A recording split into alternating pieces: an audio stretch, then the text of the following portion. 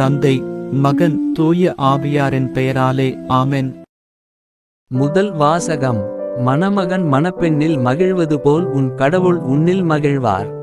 இறைவாக்கினர் எசாயா நூலிலிருந்து வாசகம்.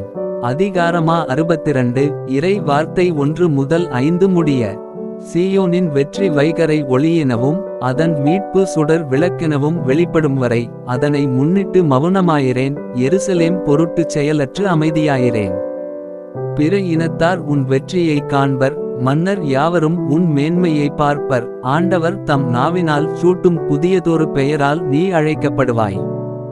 ஆண்டவரின் கையில் நீ அழகிய மணிமுடியாக திகழ்வாய். உன் கடவுளின் கரத்தில் அரச மகுடமாய் விளங்குவாய். கைவிடப்பட்டவள் என்று இனி நீ பெயர் பெற மாட்டாய். பாழ்பட்டது என இனி உன் நாடு அழைக்கப்படாது. நீ எப்சிபா என்று அழைக்கப்படுவாய்.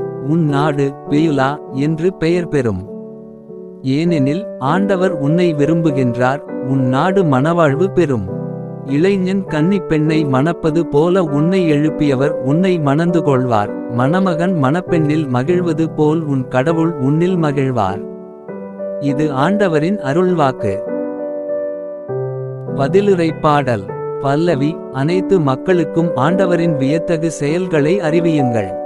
ஆண்டவருக்கு புதியதொரு பாடல் பாடுங்கள். உலகெங்கும் வாழ்வோரே, ஆண்டவரை போற்றி பாடுங்கள். ஆண்டவரை போற்றி பாடுங்கள், அவர் பெயரை வாழ்த்துங்கள். பல்லவி. அனைத்து மக்களுக்கும் ஆண்டவரின் வியத்தகு செயல்களை அறிவியுங்கள். அவர் தரும் மீட்பை நாள்தோறும் அறிவியுங்கள். பிற இனத்தார்க்கு அவரது மாட்சியை எடுத்துரையுங்கள். அனைத்து மக்களினங்களுக்கும் அவர்தம் வியத்தகு செயல்களை அறிவியுங்கள். பல்லவி. அனைத்து மக்களுக்கும் ஆண்டவரின் வியத்தகு செயல்களை அறிவியுங்கள். மக்களினங்களின் குடும்பங்களே, ஆண்டவருக்குச் சாற்றுங்கள். மாட்சியையும் ஆற்றலையும் ஆண்டவருக்குச் சாற்றுங்கள். ஆண்டவரின் பெயருக்குரிய மாட்சியை அவருக்குச் சாற்றுங்கள். பல்லவி. அனைத்து மக்களுக்கும் ஆண்டவரின் வியத்தகு செயல்களை அறிவியுங்கள். தூய கோலத்துடன் ஆண்டவரை வழிபடுங்கள். உலகெங்கும் வாழ்வோரே, அவர் திருமுன் நடுங்குங்கள். வேற்றினத்தாரிடையே கூறுங்கள், ஆண்டவரே ஆட்சி செய்கின்றார். அவர் மக்களினங்களை நீதி வழுவாது தீர்ப்பிடுவார். பல்லவி. அனைத்து மக்களுக்கும் ஆண்டவரின் வியத்தகு செயல்களை அறிவியுங்கள். இரண்டாம் வாசகம். தூய ஆவியார் தம் விருப்பம்போல் ஒவ்வொருவருக்கும் கொடைகளை பகிர்ந்தளிக்கிறார். திருத்தூதர் பவுல் கொரிந்தியருக்கு எழுதிய முதல் திருமுகத்திலிருந்து வாசகம். அதிகாரம் 12. இறை வார்த்தை 4 முதல் 11 முடிய. சகோதரர் சகோதரிகளே, அருள் கொடைகள் பலவகையுண்டு, ஆனால் தூய ஆவியார் ஒருவரே. திருத்தொண்டுகளும் பலவகையுண்டு, ஆனால் ஆண்டவர் ஒருவரே. செயல்பாடுகள் பலவகையுண்டு, ஆனால் கடவுள் ஒருவரே. அவரே எல்லாரிடமும் எல்லாவற்றையும் செயல்படுத்துபவர். பொது நன்மைக்காகவே தூய ஆவியாரின் செயல்பாடுகள் ஒவ்வொருவரிலும் வெளிப்படுகிறது. தூய ஆவியார் ஒருவருக்கு ஞானம் நிறைந்த சொல்வளத்தை அருளுகிறார். இன்னொருவருக்கோ அதே ஆவியார் அறிவு செறிந்த சொல்வளத்தை அளிக்கிறார். அதே ஆவியார் வேறொருவருக்கு நம்பிக்கை அருளுகிறார். அந்த ஒரே ஆவியார் மற்றொருவருக்கு பிணி தீர்க்கும் அருள் கொடையையும் அளிக்கிறார். தூய ஆவியார் ஒருவருக்கு வல்ல செயல் செய்யும் ஆற்றலையும், இன்னொருவருக்கு இறைவாக்கு உரைக்கும் ஆற்றலையும், வேறொருவருக்கு ஆவிக்குரியவற்றை பகுத்தறியும் ஆற்றலையும், மற்றொருவருக்கு பல்வகை பரவச பேச்சு பேசும் ஆற்றலையும், பிறிதொருவருக்கு அப்பேச்சை விளக்கும் ஆற்றலையும் அருளுகிறார். அந்த ஒரே ஆவியாரே இவற்றையெல்லாம் செயல்படுத்துகிறார். அவரே தம் விருப்பம்போல் ஒவ்வொருவருக்கும் இவற்றை பகிர்ந்தளிக்கிறார். இது ஆண்டவரின் அருள்வாக்கு. நற்செய்திக்கு முன் வாழ்த்தொலி. அல்லேலுயா, அல்லேலுயா. நம் ஆண்டவர் இயேசு கிறிஸ்துவின் மாட்சியை நீங்கள் அடையும் பொருட்டே நாங்கள் அறிவித்த நற்செய்தியின் வழியாக அவர் உங்களை அழைத்தார். அல்லேலுயா. நற்செய்தி வாசகம். கானாவில் இயேசு செய்த முதல் அரும் அடையாளத்தில் தம் மாட்சியை வெளிப்படுத்தினார். யோவான் எழுதிய தூய நற்செய்தியிலிருந்து வாசகம். அதிகாரம் 2. இறை வார்த்தை 1 முதல் 12 முடிய. கலிலேயாவில் உள்ள கானாவில் திருமணம் ஒன்று நடைபெற்றது. இயேசுவின் தாயும் அங்கு இருந்தார். இயேசுவும் அவருடைய சீடரும் அத்திருமணத்திற்கு அழைப்பு பெற்றிருந்தனர்.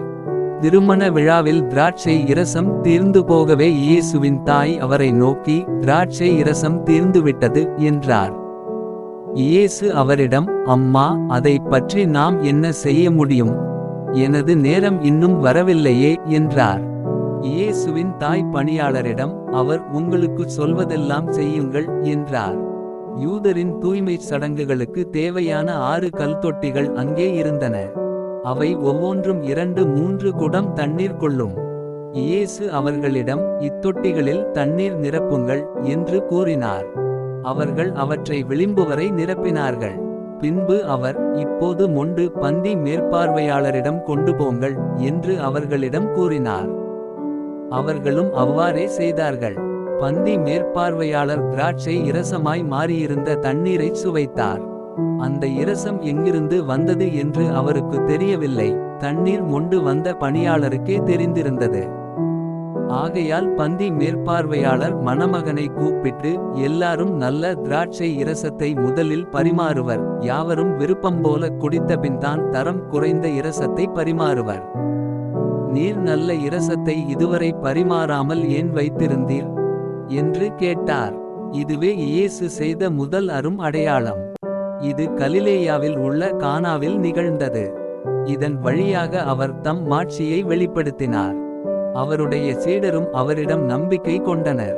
இதன் பிறகு அவரும் அவர் தாயும் சகோதரர்களும் அவருடைய சீடரும் கப்பர்நாகும் சென்று அங்கு சில நாள்கள் தங்கியிருந்தனர். இது ஆண்டவரின் அருள்வாக்கு.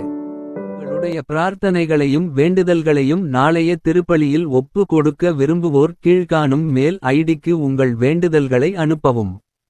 அல்லது வீடியோவின் கீழ் கமெண்ட் செய்யவும். பிதா சுதன் பரிசுத்த ஆவியின் பெயராலே ஆமென்.